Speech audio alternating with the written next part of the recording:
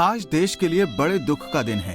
करोड़ों दिलों पर अपनी अमिट छाप छोड़ने वाली लता मंगेशकर आज इस दुनिया से रुखसत हो गईं। कई दिनों से जिंदगी और मौत की जंग लड़ रही स्वर कोकिला आखिर अपने अंतिम यात्रा पर निकल ही गईं। लेकिन क्या आपको पता है कि लता मंगेशकर का इंदौर से गहरा नाता है? जी हाँ, सुरों की सम्राज्ञी लता दीदी का जन्म इंदौर में हुआ था। इंदौर के सिख मोहल्ले में लता दीदी ने जन्म लिया था। इंदौर में एक दुकान के मालिक ने लता जी से जुड़ी एक जगह को सहेज कर रखा है और यहाँ पर उनकी तस्वीर लगाई है। ये वही गली है जहाँ लता मंगेशकर खेला करती थी और खेलते खेलते बड़ी हुई। इन्हीं के नाम से इनके चाहने वाले ने इंदौर में संग्रहालय भी बनाया था। लता दीदी की मौत से यहाँ भी माहौल गमगीन है। चाहने वालों ने सुरों की मलिका को भावभीनी श्रद्धांजलि अर्पित की है। लता मंगेशकर के निधन से जहाँ इंदौर दुख में डूबा है, वहीं लता दीदी की नाती ने उनके कुछ पल शेयर किए हैं।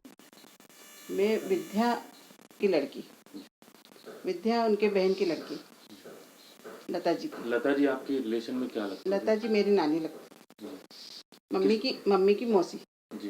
किस तरह आपका और उनका साथ रहा? मम्मी की कजिन मौसी। हमारा उनका साथ तो मैं जब से मैंने आंखें खोली थी और जीवन के जो 22 साल मैंने निकाले थे, उसके कुछ जो छुट्टियां रहती थी समर की वेकेशन के पढ़ने के लिए, सारा टाइम मैंने वहीं निकाला। तो शादी के बाद से मैं बहुत कम जाना आना हुआ, फिर भी जाती रही मैं। मेरे हस्बैंड मुझे बहुत ले जाते रहे, सब होता रहा, वो लोग भी यहाँ आते रहे, सब लोग मिलते रहे। लेकिन लता जी नहीं आई, एक मेरा वो था। बाकी सारे परिवार के सारे, उषा जी, आशा जी, मीना जी, हृदयनाथ जी, सभी लोग मेरे घर में प्रवेश कर चुके और आज चुके शादी के बाद। जाते थे जी, हम भी आते थे। मेरे मिस्टर भी मुझे लेके शादी बाद मुझे डॉक्टर ने, वो मेरे मिस्टर उनके लाड़के जवाई हैं, वो जब भी बोलते थे राजा जैसा व्यक्ति तुमको मिलेगा नहीं, इतने अच्छा व्यक्ति मिला है तेरे को। अभी आखिरी बार कब बात हुई थी या मुलाकात हुई थी आपकी? मेरी आखिरी बार हुई थी 5 साल पहले। जी। तो उषा तई तभी 2 साल पहले आई थी, 3 साल पहले जब नहीं, लता जी की बात। लता जी 5 साल पहले वहाँ मुंबई आप गए थे? मुंबई गए थे हम। तो किस तरह की मतलब उनका बातचीत थी? वो रूम से निकलती हैं, थोड़ी देर के लिए मिलती थी और फिर वापस चली जाती। उनका तो सिस्टम बहुत सादगत सादी जीवन में सारा दिन रहा, लेकिन इस कोविड वाली महामारी ने उनका जीवन निकल लिया। ये मुझे बहुत दुख लग रहा है, पता नहीं अब क्या कर सकते इसके लिए। इंदौर में किस तरह का उनका जन्म हुआ था, कब का, ये जो अलग अलग बातें सामने आती हैं? अलग अलग बातें सामने आती है, बाकी जो रियल बातें जैसे मोहल्ले में हुई थी, हुआ था उनका जन्म। और फिर सिख मोहल्ले में जन्म होने के बाद फिर कुछ दिनों बाद फिर वो लोग सांगली चले गए थे। सांगली के बाद फिर वापस आए थे छावनी में एक मकान था, वहाँ पे मेरी मदर भी उनके साथ ही पूरी जीवन जुड़ा हुआ था। बचपन से सभी लोग वहीं रहे हुए, जुड़े हुए थे, इतना जुड़े हुए थे कि मतलब कि कुछ बता नहीं सकते। एक फैमिली, एक माला के मोती रहते। लता जी ने करीब 30 से ज्यादा भाषाओं में फिल्मी और गैर फिल्मी गाने गाए हैं, लेकिन उनकी पहचान एक प्लेबैक सिंगर के रूप में रही है, जिनकी आवाज सुनकर लोग आनंद की अनुभूति करते थे। उनकी मौत पर पूर्व लोकसभा स्पीकर सुमित्रा बाई ने भी गहरा शोक व्यक्त किया है। कल से हम सभी लोग थोड़े विचलित तो थे, जब सुना था कि जब वेंटिलेटर पे गई तभी विचलित हो गए थे, और उसके बाद वेंटिलेटर से बाहर भी आई, फिर अच्छी ठीक हो गई।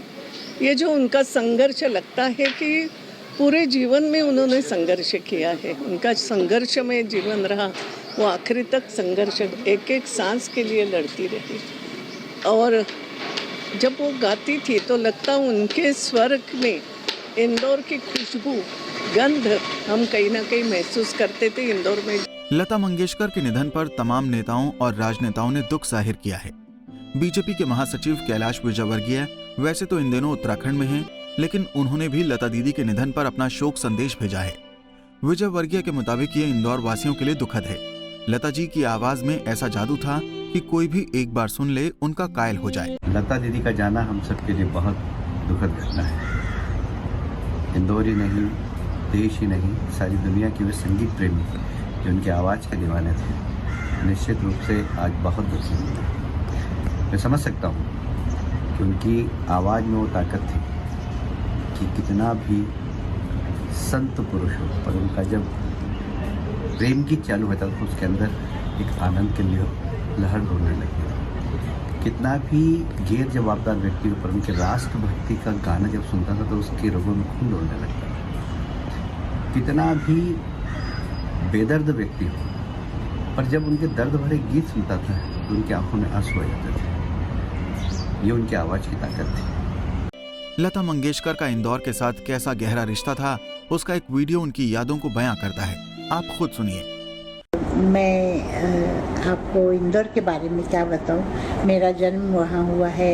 मेरी मौसी और मौसी के सब बच्चे सब वहाँ बड़े हुए हैं। मैं जाके इंदौर में रहती थी उनके साथ और मुझे बहुत अच्छा लगता था।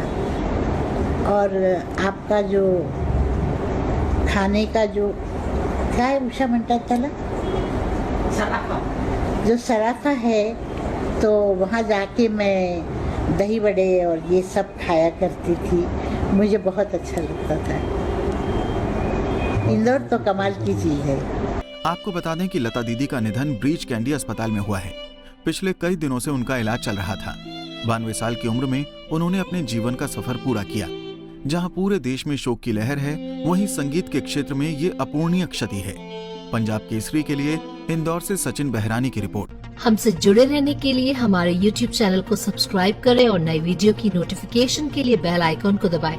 अगर आप ये वीडियो Facebook पर देख रहे हैं तो लाइक जरूर करें और ज्यादा से ज्यादा शेयर करें। धन्यवाद।